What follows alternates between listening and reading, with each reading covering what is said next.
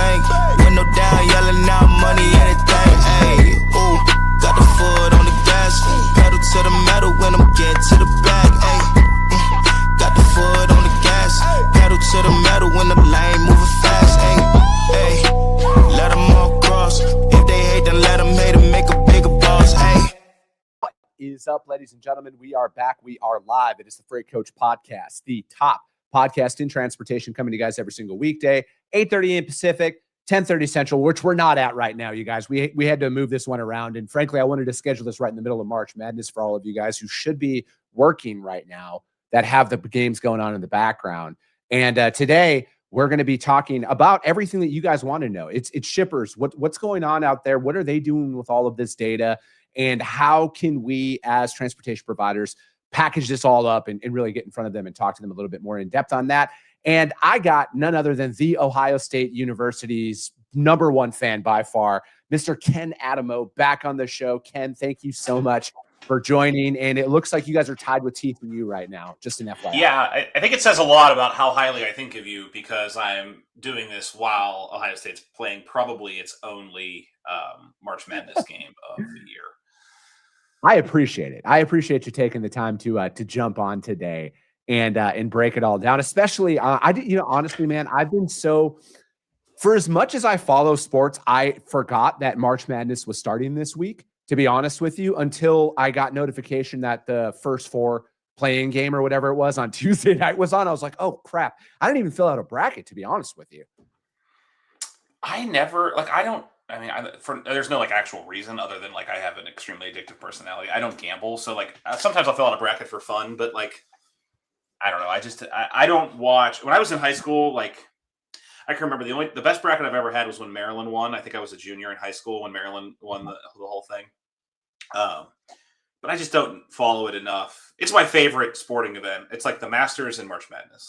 You think being a college football nut, there's no singular event that does it for me like March Madness. So dude, I can't wait. March Madness was the thing that we would do because when I lived up in Reno, all the casinos had it was dude, it used to be $50 all you could eat, all you can drink, and not bottom shelf stuff, literally top shelf everything. It was the best 72 hours ever because nobody ever made it till Sunday. It was Monday or Thursday, Friday, gangbuster, Saturday, everybody was dragging, but man, you could just go in and you just place parlays all day long. And I'm right there with you from a gambling perspective. And I think that's why I love entrepreneurship so much, Ken. I'm an addictive gambler at heart.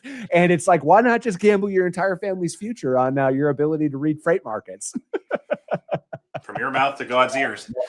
No, that's it, man. So, dude, what's been going on? I mean, as always, there's always another headline that's out there. I've taken the stance of there's always going to be something. We got to find a way to win. And, I look at a lot of what is going on right now in the market. And obviously fuel over these last couple of days has skyrocketed out there. I think the national average for a fuel surcharge right now is almost 80 cents a mile out there. At least my customer that does line haul plus fuel in their pricing, we were pushing almost 80 cents out there. So it's there's a massive increase in fuel prices. And, again, it's there's so much coming at people at all times. It's I think you still got to focus in on the stability factor. Where is that marker that's going to kind of perform the exact same way every year? Because who knows how long that this spike is going to happen for. Yeah, I think you, in the spirit of March Madness, I was doing this thing of winners and losers. And, unfortunately, the only real category I think that wins in this environment is, the one that loses in the environment is small carriers, which they really can't afford it at the moment, right? They've been enjoying, I took a look at the numbers this morning just in prep for this. So it's not doom and gloom. I think that's what gets easily contorted. Rates even adjusted for fuel, which I think is the appropriate way to look at it, because if you're a carrier, what you're really capturing is your base. They're still up 15% year over year, which I think anyone given the last 3 years would take in a heartbeat. The problem is they were up 25%, right? During the winter storm, I think everyone got a taste of what the good old days were like. And these fuel prices are just absolutely slamming profitability for carriers compared to earlier in the year. I think that's the important compared to years past, it's still great. But I think some of that like head padding falls on deaf ears with carriers who are like, well, yeah, but the last 3 years are terrible. So 15% over 3 years of zero isn't exactly lighting the world on fire in terms of like plowing more profitability to the bottom line. So like what are some of the bigger data points that shippers are looking at right now? Like is it, freight volumes as a whole? Is it, consumer credit card debt? Like what are some of those data points where they're looking at and kind of like going about and assessing what do we do out here? So actually interesting. I think so. I took over the shipper business here a little over 4 months ago, and my goal, my belief in business in general is like you're never going to be successful if you aren't constantly in touch with your customers. Yeah. And love shippers. It's been super fun. They're a little bit less exciting than brokers, generally speaking. There's little tighter corporate governance restrictions that happen with shippers around, major Gulf vacations and whatnot. But they think about things a little different in the sense of fuel is something you could take to your boss and say, look, I didn't start the war in Iran. Yeah. I know that our budget's running high right now, but a lot of that is fuel spend. And what shippers are seeing is their tender rejections are actually going down. So tender acceptance is going up because carriers are going to the safe haven, which is contract freight that has fuel surcharges. So if you're a carrier that runs both spotty and contract freight, the last couple of months, you're probably you're rejecting freight. Obviously, we know tender rejection rates are up. So you're rejecting contract freight and hauling spot because the rates were so great. Yeah. And the rates are still good. But if you have a 7 to 10% contract rate inflation, right, and you get full fuel recapture there and a few miles per gallon better than the fuel peg that your shipper's paying you, that's a little bit more of an attractive proposition right now than trying to, knife fight in the spot market. I pay attention, obviously, to everything that goes on out there, and I look at tender rejections as a whole. It's a data point, but it's not that significant of a data point to me because like there's a lot of factors that come in. You brought up the weather aspect of it, Ken, and that's when everybody was going kind of haywire earlier this year. And I'm always like, if there is a major event you can point to, that is an artificial rate for that moment. And there was so much weather events that happened earlier this year. And again, when there's large portions of the country that are blanketed by snow that don't historically have snow, that has a ripple effect kind of across the entire country. And you would think, how does the Arizona freight market get affected when Tennessee has snow? And I'm going to tell you, I had 15 loads that were picking up. My core carrier just happened to be in that Tennessee region. All of their stuff got delayed, and there's just a ripple effect that kind of can come along with it. Now, is it the most significant thing in the world? No, it's not. But I feel like people are like, they just pull its strings sometimes. And again, I look at it as like kind of like the boy who cried wolf. If I went to my customer every single time there was an event in some part of the country, oh, hey, I need more money because, this person had this happen in Philadelphia, like that's a losing strategy in my mind because I like the customers that I go after who I'm working with and who I'm prospecting. I want to be the subject matter expert in their eyes. I want to be the voice of reason. I want to be stable in their eyes, where it's like, hey, this is a short-term blip that there's going to be something. If this drags on after a certain point, we can have a conversation at that time. I just think a lot of people are too quick to rush to change. And then they put themselves in trouble because there's people out there who are kind of like waiting for them to do that. And then they come in and they capture that volume and then they're not going to let that volume go away.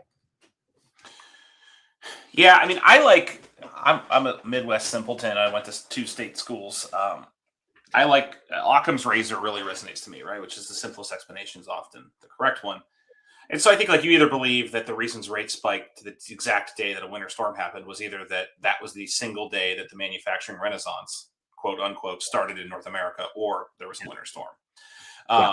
Now rates were up before that. So I do think like it's multi-factored. Like capacity is at it. Like if you ask me, what are shippers asking us for? One, it's to be boring, right? Like you can check the receipts if pressed, but I can tell you, I probably get 5 to 10 emails a week from shippers with the headline, some form or fashion of like rate propaganda. like this idea that rates are going up and to the right in this endless bull market right now. And I think that could be true, but also like there's no real actual evidence to back that up at the moment. So I think what the shippers are saying is, hey, can you show us where the macro capacity pool is? And I think all of the evidence points to that being at equilibrium, probably bordering on being a little undersold right now, which I think really explains what happened in the fourth quarter of last year. Because there was weather then, but it wasn't as nearly as pronounced. And, I think it was just a healthy shipping peak. There wasn't as much capacity to go around in some years prior, and rates felt the brunt of it. So then we get into this year. I think it's interesting, right? Like when you're making 100 different like ultra bold proclamations, it's hard to say like, well, if I separate them all out on a table, one of those was if tariffs get overturned, it's going to be the start of this trucking super cycle. Well, tariffs got overturned and like literally nothing has happened. Correct. Which surprises me. Like in that, like I was a little bit wrong there because I expected there to be some bump and there wasn't. So I think like everyone's waiting for, and again, if I was a shipper or if I would ask a bunch of shippers, what they want is just like a big if then map. Like, hey, what's your view of what would happen to the market if this happened? Or what? Like, they don't want to, in my opinion, be told, here's my parlay, to use your term, of like, here's the 9 things that are going to happen. We're going to have like at this point, we would be on our 13th super cycle of the last 9 months, right? And it's just not. I just don't think it's the way that it works. And then fuel all of a sudden comes out of left field and just whacks the entire market in a way that no one could have predicted, right? Like this is why you don't buy a freight market. Yeah. I no matter what, I think that people need to accept that there's always going to be something, Ken, but customers don't hire you when it's easy. Like, and I think that like, it's just human nature, right? Everybody wants easy, like it's just ingrained in us. But I look at it as as a service provider, when there are adverse situations that happen, i.e. service failures or, there's delays or whatever, I could list off 37 different things that I deal with on a daily basis in regards to moving my customers' freight. Ultimately, they're looking for me to say, hey, we got you covered. This is our rate. This is the driver's ETA. Like what in its simplest of terms. And I think people at times overcomplicate that. Like, again, fuel, just to bring up this again, that's just another thing right now. Again, you can explain it to them, but if you just bang that drum nonstop of like, oh, this is what's going on, this is why, eventually it's just the boy who cried wolf, in my opinion. Like they need professionals to step in and actually service them, because we're not at a time in the market where there is 1 truck to 10 loads or 1 truck to 5 loads. There is capacity that's out there, and at times as a broker, you got to look at it like this.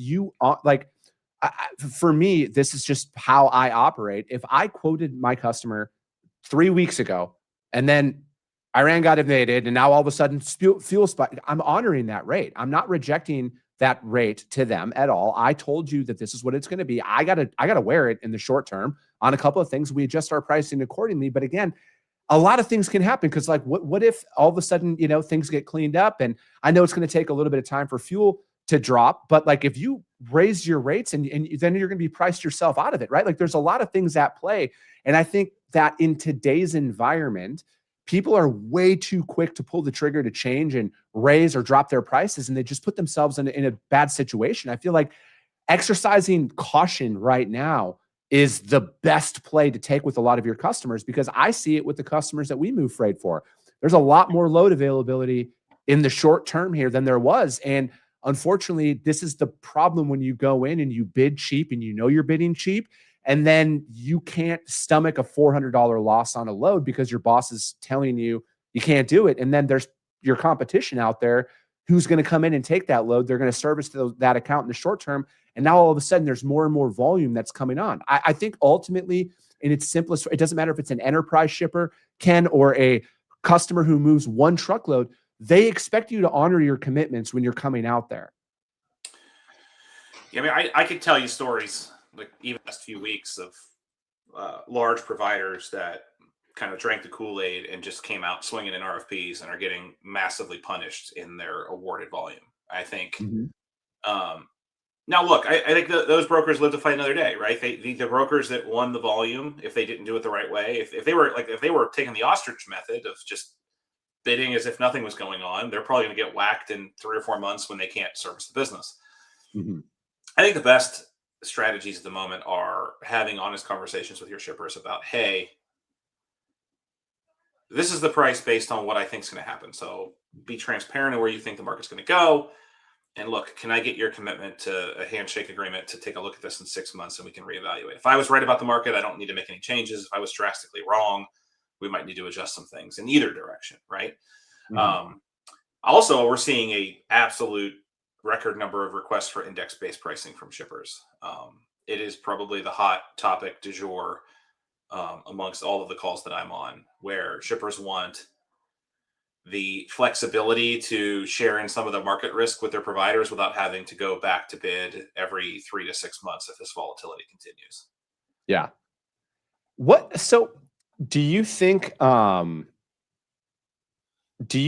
that the kind of wait, like, I'm trying to think of the best way to word this, but it's like, is there a lot more wait and see out there from the shipper community, do you think, on, like rebids, for example? I think that that's one thing that might come about. Like, say this is a very prolonged thing and everybody's getting killed, right? I think like most people need to understand that like your customers don't want you to, continuously lose money but like, I also think that people are too quick to kind of shift their pricing strategy in the short term.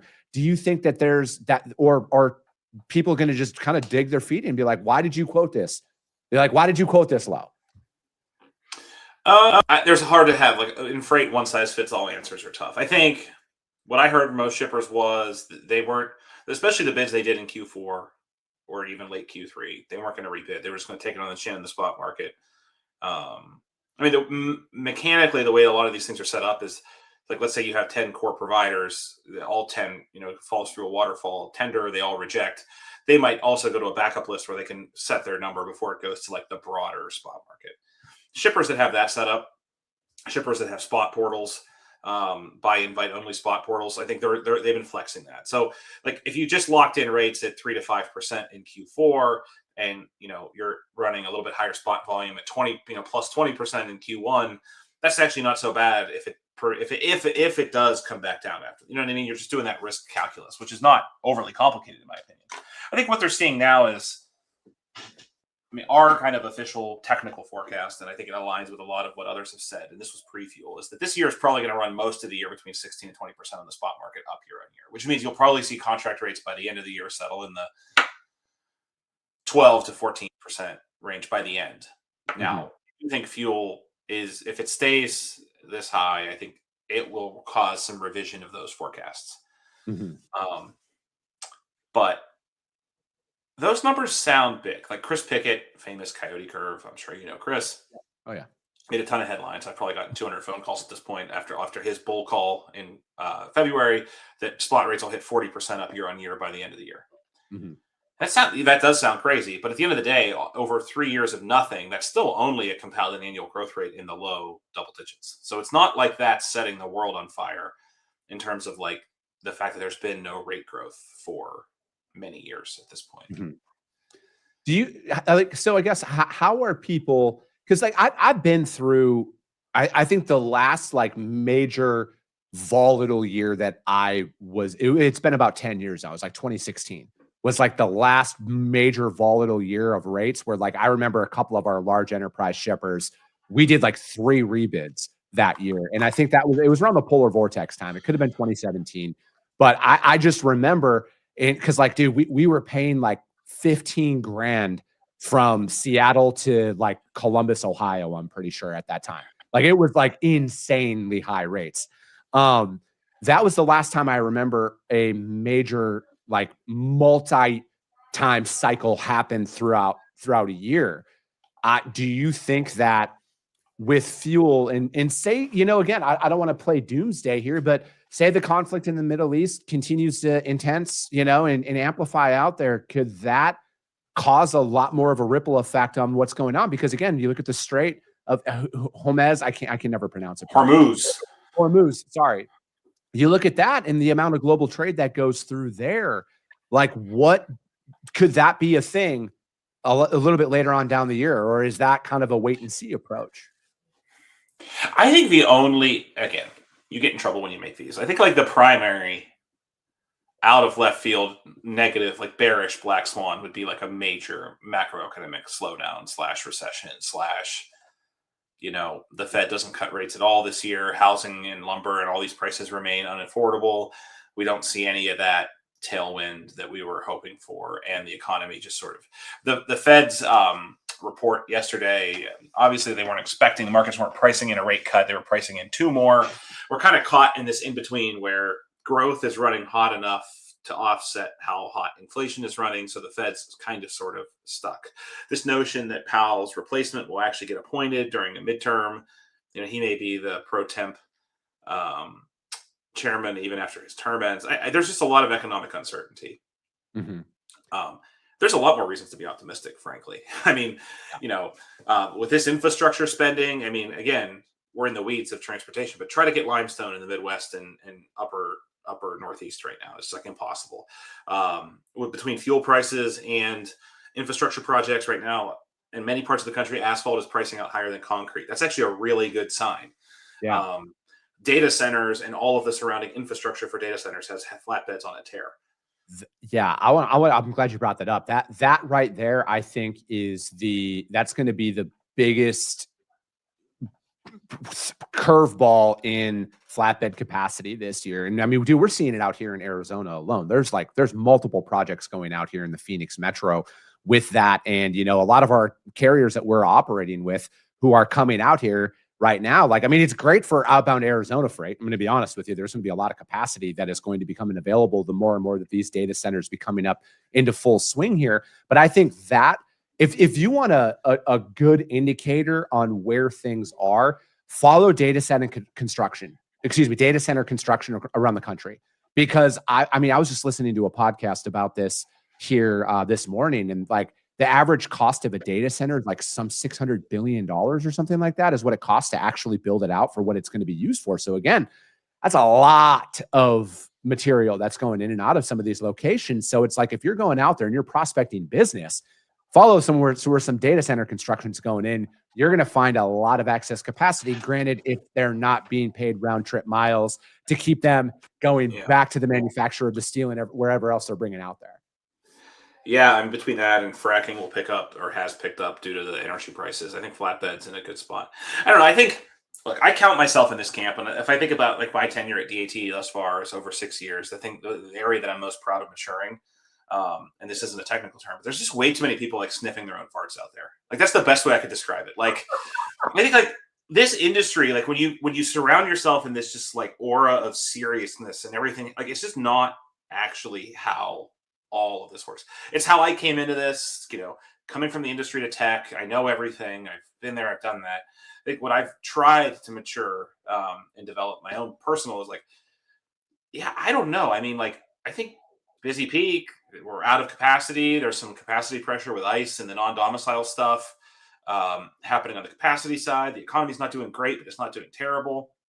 It probably means we're going to have a growth year for freight. When I think of volatility, you're right about that year. Was it 14 that you mentioned, right? 14. Yeah. That cycle was very interesting because I always compare what I think is going to happen here to that. But the last 10 years prior, once the market got rolling and pointing in a direction, it didn't deviate. It took pretty straight lines, right, of where it was headed and where it was going.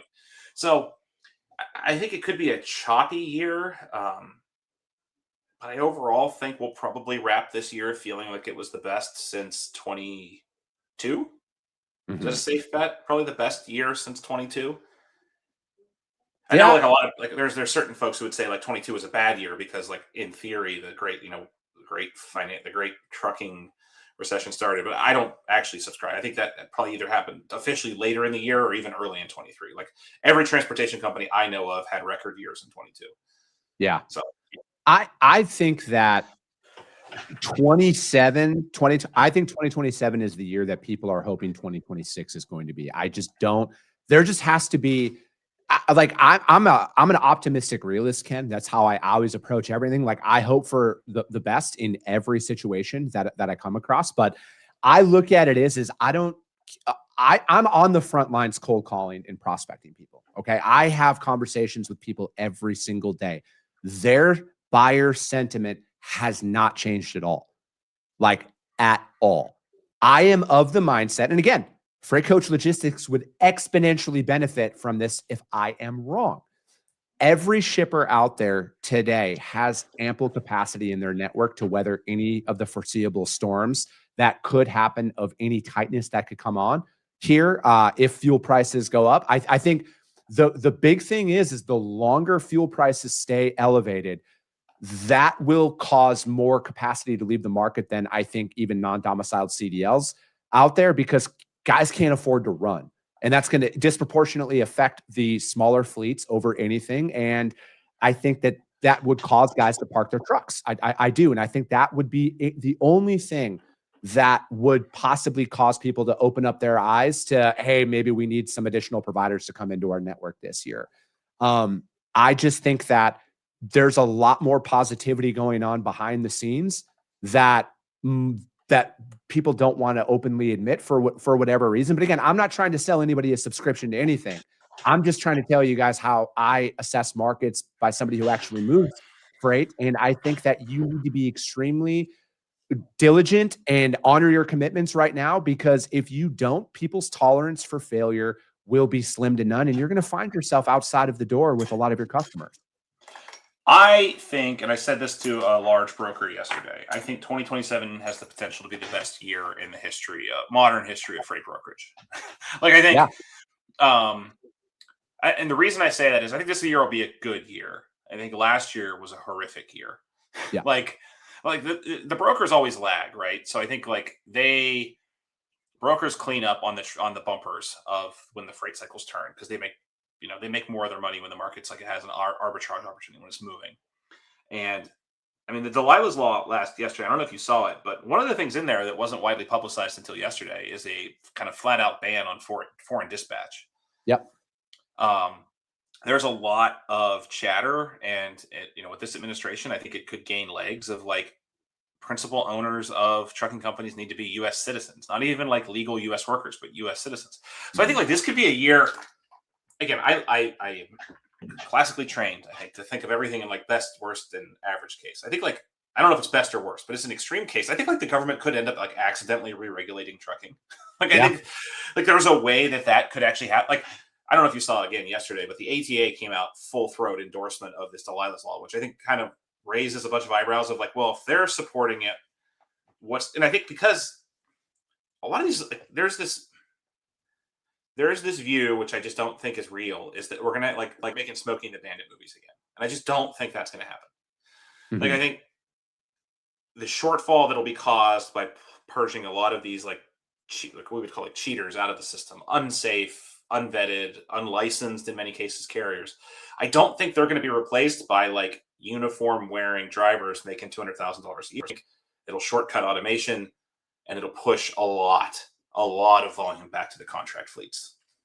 Yeah. I think you're right in regards to I think people get caught up in headlines, Ken, very easily, and they think it. And I'm not saying that there aren't problems out there, right? I've been doing this job for a very, very long time. If there's anything I am qualified to talk about outside of flatbed freight, is what actually goes on behind the in the market in regards to the driver pool and everything else. And there's a lot of headlines that are very, very catchy out there, and people only read them and them only. It's very easy to market some of these things. The actual application and rollout from the federal level is going to be a completely different story.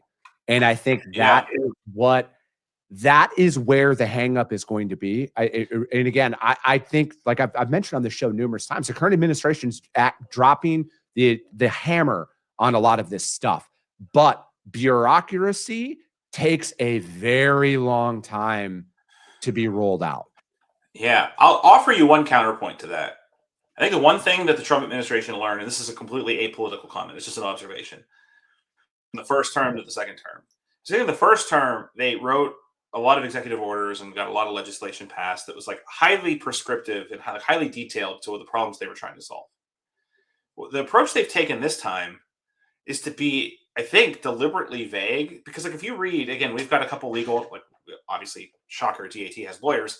I was just chatting with a couple of them who read the bill, the marked up bill, and they're like, well, how could you actually ever enforce this because it's written so vague? I think that's kind of the point. Mm-hmm.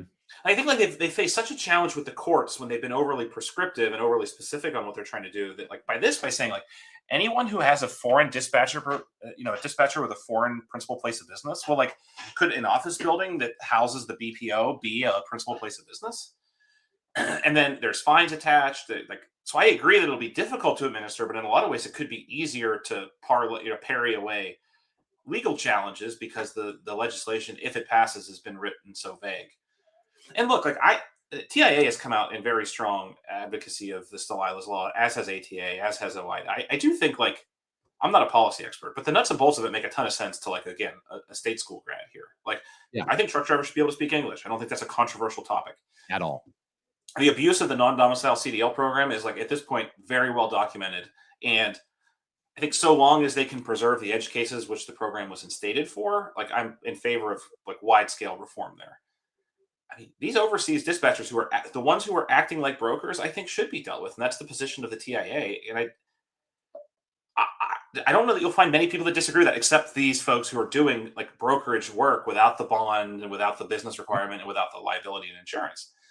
I'm right. If you're a shipper, you want to know who's handling your freight above all.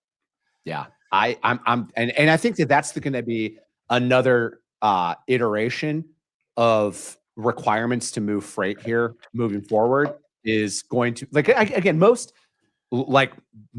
shippers require you to have cargo insurance as a broker, right? Like, I know it's not required by law. I don't need this education. Every time I mention this, it's undoubted somebody has to have a comment. We don't need it. I know, but I think that your ability, and this is where, like, fast forward a couple of years, that golden age that you're talking about there, Ken, I'm in alignment with you on that.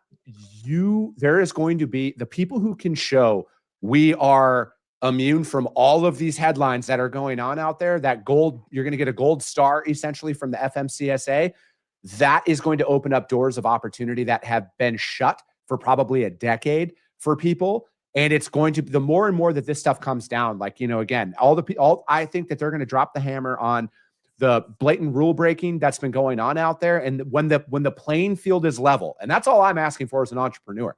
I'm not asking for handouts. I'm asking for a level playing field. Everybody held to the exact same standards. When that happens, that's when that golden age is going to come back into trucking. That's the golden age I'm describing.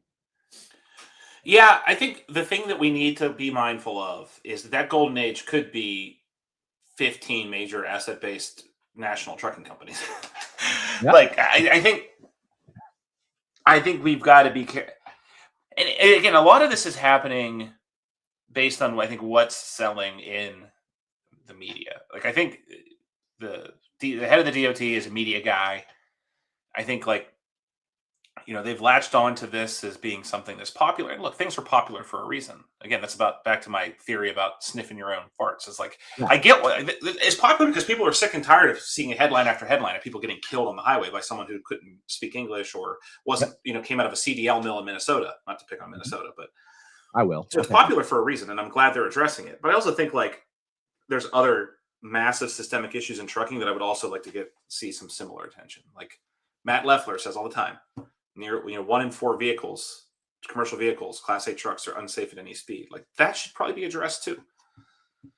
Yeah, I'm right there with you, man. I think that it's very easy to manipulate algorithms today. It's very easy to manipulate people's attention. I could just sit up here and just be pro-Trump everything 24/7, 365, and it would skyrocket my ratings out there, Ken, because, like, there's the forever Trumpers and the never Trumpers. Then they just argue in the comments, and it does great things. And I think that we're at an attention-seeking only, headline-seeking only day in media and information, and that is going to continue to drive a lot of people's attention span. So it's like those core fundamental issues that you're talking about, and what I agree with Matt. Matt and I have discussed in depth on this show. I don't know if that's going to get the attention it deserves in the foreseeable future. I think, like, one of the best lines I ever heard was, if it bleeds, it reads. And that is going to be the mentality that we're going to see amplified here. I can't, it's hard to be, because you get painted as, again, it's all about taking feedback and maturing, right? I think, like, sometimes my frustration of not I tend to lose sight of being thankful and grateful of progress, even in spite of bigger problems. So I think I think tip of the cap. I think like these are things that have been nagging the industry for a long time, and I hope they shut down the CDL mills, and I hope they raise the barrier to entry. But I think again, I see a lot of people on FreightX and other places who are cheering from the high heavens that, justifiably these unsafe immigrant drivers being pulled off the road. And, a lot of them have their trucking company in their profile, and I go look it up, and they're 30% vehicle out of service and 25% driver out of service. And they've got 2 fatal crashes in the last 24 months. And it's like, well, I hear you, but also they're coming for you too. And they should be coming for you too, because I don't know, with the technology we have available, with the modern age of AI, the government should be looking to adopt ways to say, look, if you've got more than one standard deviation above the national equipment out of service, you're given a conditional rating until you get it below there, or you get an on-site officer inspection, something like that. Why couldn't we do something like that? Yeah, I think it's, and I brought this up, it's just down to the ability to read and speak English, right? If we're attacking illiteracy as a whole, every single valid CDL holder should have to retest. And I think that is how you remove any and all prejudice from this conversation. It's like, hey, we made everybody retest, because we want people who can read and speak English operating heavy equipment on our freeways. That's the fastest way to do it, right? Just do that and be done with it. And I feel like that right there is to your point about the people celebrating the crash data, and then you go pull up their information, and it's only a matter of time, right? So it's if we're going to do it, let's do it. Let's rip the Band-Aid off and be done with it. Yeah, it's funny. We have a mutual acquaintance, right, who likes to voice their opinion on LinkedIn and other places. And I think one of the things that we went round and round on was the national illiteracy rate in America is 28%. It's well, that's overly biased towards immigrants. I'm like, okay, but even if it was 14 amongst non-immigrants, you're going to pull 14% of the driver pool, actuarially speaking, out. Mm-hmm. I don't know. I think all political beliefs aside, the sense that is illegal immigration and CDL mills and the inability to speak English in the kind of modern day indentured servitude that some of these immigrants are going through problematic for the industry. It's absolutely yes. Is it the sole fault point of once they're gone, so to speak, does this industry go back to being Burt Reynolds? It's I don't think so, because I worked here in this industry 15 years ago before this was a topic. And guess what? My first week on the job at FedEx, I attended an internal presentation about illegal CDL mills in northern Minnesota coming across the Canadian border. Somali immigrants coming into Canada because it was easier to cross the border at that time. Yep. Going across the border in northern Minnesota, going to a CDL school, air quote, and being on the road within 48 hours. That was happening 15 years ago. Yep. Before Biden was still a senator. Yeah. Right. So yeah, I guess it would be just as in vogue to blame Obama, but again, the point was there was no trucking action plan or flow initiative or anything going on then. It's just been a problem, right? Yeah. Free markets require if you think about manufacturing, they require strict boundaries around to prevent externalities like pollution. Trucking is they're regulated and they're have at it, everybody. Yeah. No, I know what you mean there, man. You can't do that. Yeah, you can't do that. No, I know. I mean, and I'll say it, and we'll wrap up with this. Standards are a good thing. Ultimately, when you remove all of this stuff, standards are a good thing. We need to increase or improve the standards of this industry as a whole, as a fundamental. All people need to be adhered to the exact same. Again, I just want a level playing field. I want equal opportunity across the board. And I think that is a direction we're starting to head in. But again, there's a lot of stuff that could die on the Senate floor. So you never know. And, I want to see more and more of a roll up. But as always, Ken, I appreciate your time, man. Everybody go follow Ken on social media, on all platforms. He's electric out there. And I love following him. And Ken, I appreciate your time. But go ahead. I was going to say, thanks for having me. Hope you have a great spring season, great Easter, great spring break, and talk to you on the next one. We will. We'll talk to you soon. Take care, everybody, and we will see you tomorrow.